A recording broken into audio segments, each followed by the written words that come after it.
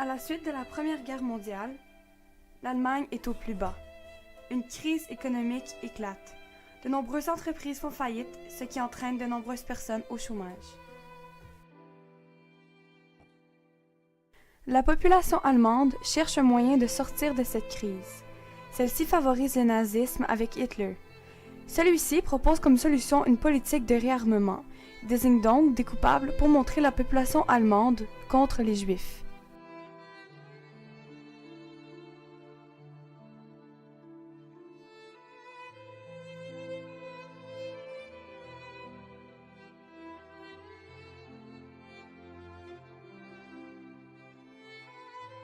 En 1933, il y a des élections. Les nazis n'obtiennent que 44% des votes, alors les députés communistes sont invalidés. Les nazis votent et installent la dictature. Ils commencent d'abord par définir les Juifs. Chacun d'entre eux ont l'obligation de porter l'étoile juive. Par la suite, ils les obligent à fermer leur entreprise. Ils n'ont pas accès à certains métiers et ils ont l'interdiction de sortir du pays. Ils finissent par exclure totalement les Juifs en les interdisant de nombreux droits. Ils en viennent même à confisquer leurs biens et à brûler leurs maisons. De nombreuses morts sont également comptées.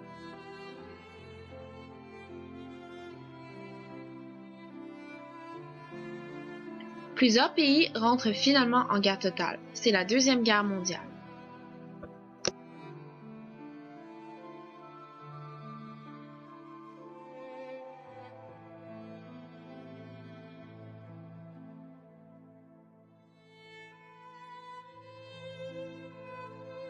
Un dénommé Oskar Schindler est un nazi d'une famille catholique en Moravie.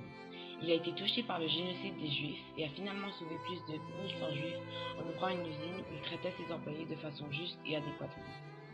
On peut le considérer comme un modèle de tolérance parce qu'au départ, il était pour le courant nazisme, mais avec le temps, il s'est rendu compte du génocide et il a décidé de les sauver.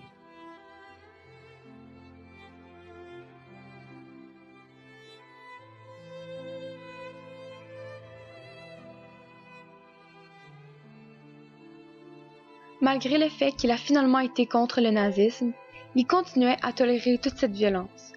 C'est pourquoi il est un modèle de tolérance.